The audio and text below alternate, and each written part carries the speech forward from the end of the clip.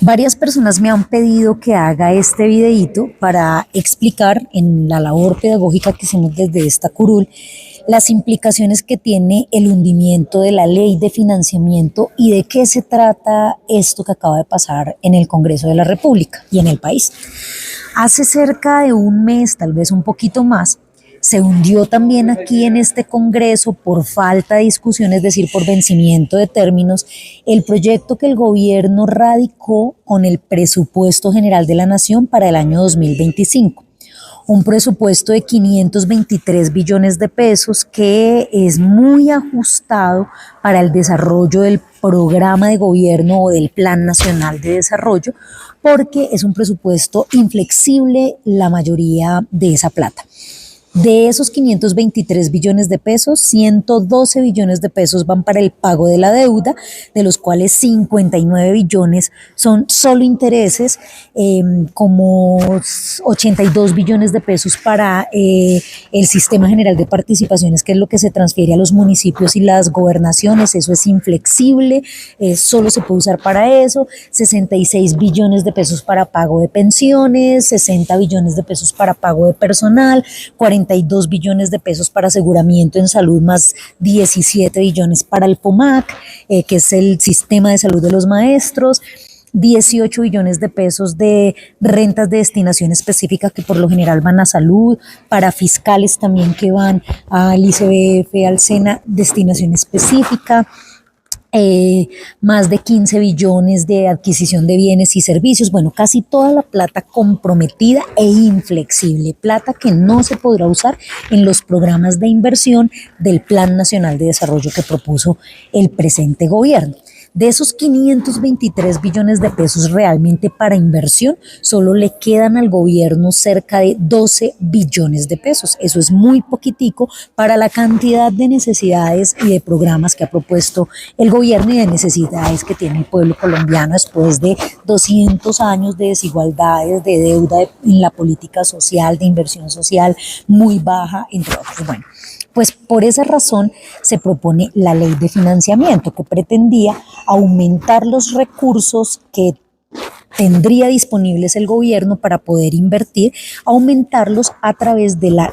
del recaudo de varios impuestos.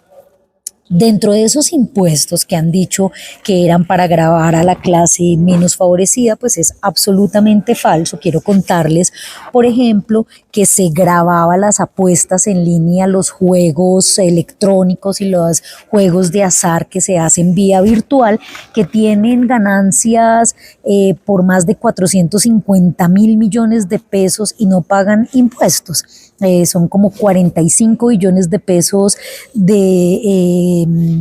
ingresos, de los cuales ellos dicen que el 90 son para pago de premios y otra cantidad de cosas y que solo les queda el 10%. Pues ese 10% son más de 450.000 millones de pesos, se les grababa y se ha hundido ese propósito. Se pretendía incrementar el impuesto al carbón, digamos, a estándares internacionales, pasando de 25.000 pesos por tonelada, que es lo que hoy pagan en Colombia, a 75.000 pesos, que es lo que deberían pagar, estandarizando internacionalmente el impuesto que deben pagar. En Colombia es uno de los impuestos más bajos que pagan en el mundo. Se ponía una sobretasa al carbón para grandes contribuyentes superiores a 2.350 millones de pesos, se le ponía un impuesto a personas que ganaran más de 125 millones de pesos mensuales o que tuvieran ingresos por más de 125 millones de pesos mensuales, es decir, ningún pobre. Pues además se proponían dentro de esta ley de financiamiento varios programas para reactivar la economía. Por ejemplo, reducir el impuesto de rentas de las pequeñas y medianas empresas de 35% a 27,3%, que las personas que adquirieran bienes inmuebles durante los próximos 2 años o durante el año 2025 se les pudiera descontar el 5% de su declaración de renta o su impuesto de renta, que se pudiera con ese recurso que se recaudaba financiar la opción tarifaria para las personas, es decir, introducir subsidios para los servicios públicos de estratos 1, 2 y 3, entre muchos otros. La idea, por ejemplo, que hubiese exenciones tributarias para el turismo en municipios de menos de 200.000 habitantes.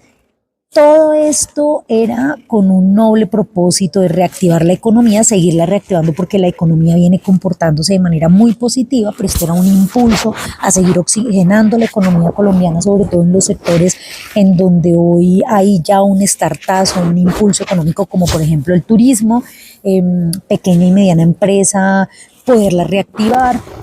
entre muchas otras medidas que de ninguna manera gravaban ni la canasta familiar, ni a los más pobres, ni los salarios de la gente más humilde, de la clase trabajadora. Era una ley de financiamiento para recaudar más impuestos con los que más plata tienen y más ganan, en la idea de poder garantizar mayor inversión por parte del gobierno. Pues eso es lo que se ha hundido, eso nos va a poner en aprietos, va a ser el 2025 un año muy difícil. Sin embargo, tenemos dos elementos de gran esperanza. El primero, que el presidente Gustavo Petro ha dicho que este efecto de la no aprobación de la ley de financiamiento no va a caer sobre la política social, no se va a reducir la política social de este gobierno que ha sacado a miles de personas de la pobreza, de la inseguridad alimentaria. Y lo segundo, que es en lo que yo más tengo esperanza, es que la economía colombiana viene comportándose de manera muy positiva, es una economía sana. Ayer, antier, la revista The Economist, una de las revistas más importantes en el mundo de la economía, señaló que Colombia es una de las economías más sanas y más competitivas o competentes del mundo, y particularmente de los países de la OCDE, de los que tiene mejor recuperación en este último año. Este año es posible que crezcamos a más de 2 puntos, y eso significa que podemos tener un ahorrito que nos va a permitir subsanar de alguna manera este déficit en el presupuesto general de la nación para inversión. Así que bueno, la situación es muy difícil, le están cascando al gobierno por donde mejor le está yendo, que es la economía, tratando de asfixiarlo precisamente para que tampoco allí pueda haber resultados, y lo que nos corresponde es seguir resistiendo, comprometidos con un proyecto de transformación y de cambio, creciendo esta opinión ciudadana que quiere cambiar los partidos tradicionales que han defendido históricamente es a los más favorecidos, y que vienen al Congreso es a votar por los intereses de esos pocos en detrimento del mejoramiento de la calidad de vida de las grandes mayorías.